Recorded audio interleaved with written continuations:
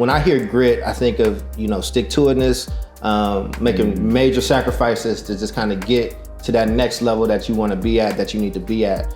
And I also think of the unhealthy behaviors that you pick up to survive that will no longer serve you later on.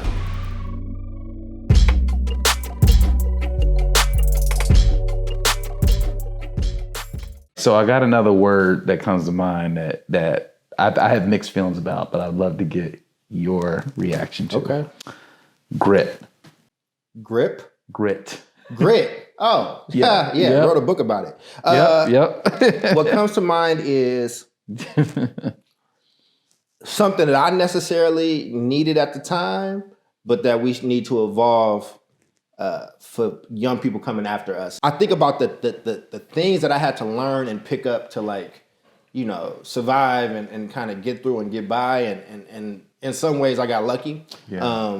But again, as an adult, it's not the healthiest of it might not be the healthiest of behaviors. So I said this on a show.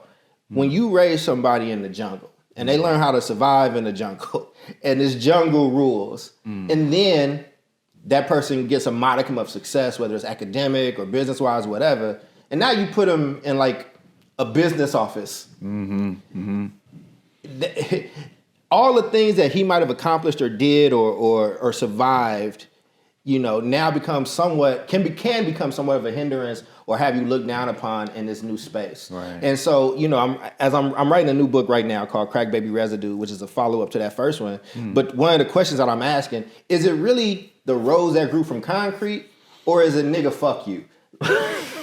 Let me tell you what I mean, right? Like when Tupac is talking about the rose that grew from concrete, when it's like, look, yo, if somebody grew up in the conditions of a Detroit, of a Chicago, of a Oakland, of a Brooklyn, and like really made something themselves and survived the racism, like cats in your neighborhood, like it's just kind of coming from all sides, and then you get some success. It's like, yo, where I come from and who I am, like that's something to be celebrated. Like that's why Jay-Z means so much to a lot of people. That's why,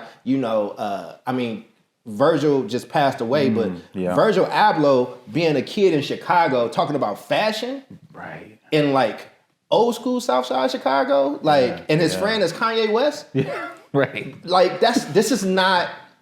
That's not the typical narrative. Right. So when somebody is looking at me and they say, well, you said that wrong, it's like, I'm a cat that lived in all these places and that was homeless, that went and got a doctorate and wrote some books and built an organization and gave some bread away. But you on Twitter telling me that I said a term wrong. Right. And I actually was not a tough kid. I'm not in Oakland, as we would say, I'm not with the shits. Like I'm not but in this other world, you think I was a fucking gorilla. Because the context has changed. And then so you got these people that ain't had no adversity in their life and they kind of grew up in this new culture and this over kind of, and I think in some ways it's a lot better, but when they popping off on a platform like a Twitter or a social media, you just like, look, I don't know how to fight online. I know how to fight in real life though. Like these are people, like there were just consequences on the playgrounds where I grew up. It's like, different. You say the wrong thing to the wrong person. Yeah. They punch you on your lip bleeding, and you know what I'm saying? You don't say that shit no more. That's it. Yeah. So in Twitter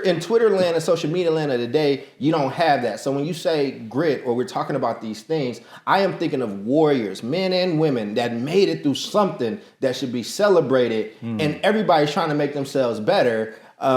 But I also think that as an offspring of that and that culture and us trying to overcorrect in this generation of fathers and mothers, I think that we have lost, there's an essence of something that we can't afford to lose. We have to improve on the past, but we can't lose like the foundation of, like me keeping my head on straight, working hard, outworking other people and all that stuff. Like my grandmama, God bless her. So if you say a term to her like she needs a mental health day, she'll be like, what are you talking about? What are you, self-care? Like, and not to say that these things are not important, because they are, but anything can be abused. And when a pendulum swings, it always overswings and it'll overcorrect. And, and I'm thinking about 10 years, hopefully we'll balance it out. It's interesting too, because I feel like that is part of this. There's a new kind of value behind that word grit because of that, I think. you know, I think there's folks like yourself who've lived the life up to this point the way you've lived it, and it is what it is. But then you have folks who, because they are kind of seeing the oversaturation of this idea of self-care and taking care of yourself, they're like, we need some people with grit.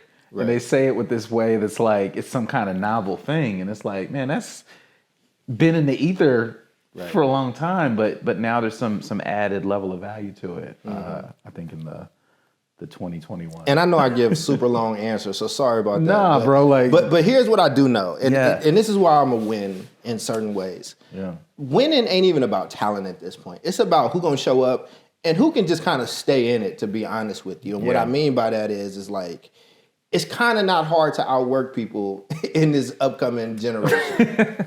It's like, yo, like... There's an aversion to work. That's the problem. Listen, you know, you've seen my videos, and I know you'll probably link them or something, but I got one where, I talk about the 9 to 5 and the 5 to 9. Like, again, as a homeless kid that grew up with parents that was on crack until I was in middle school, 9 to 5, I don't care if you like it or not. Like, my dad had a lot of pride, he lost a lot of jobs, and we was a lot of homeless. Yeah. Like, there's consequences to stuff. Yeah. So 9 to 5, I don't care if you shoveling shit. Like, if that's what's paying your rent, then that's what you got to do. But your 5 to 9, you own. Yeah. So especially in a world that got YouTube, that got free books that you can go on Amazon and have things sent to you, that 5 to 9 is where you invest in yourself. That's where you build out the other skills. Like, I didn't know anything about building podcasts or videos or whatnot, but there's YouTube videos, fam. You can learn Photoshop. You can YouTube anything. You can use I can't draw a circle. But I've created a whole line of clothes using Canva and Teespring. The point is that if you want it, it's there.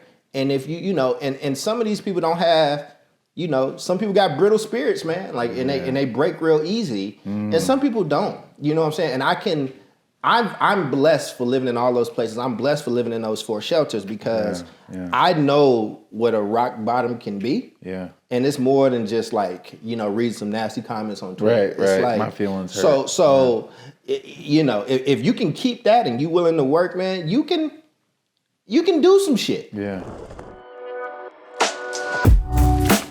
The better question is, are you okay with failing? Are you okay with losing? If you can answer those things as yes, then I would say run like hell. Start running right now. Stop waiting for folks.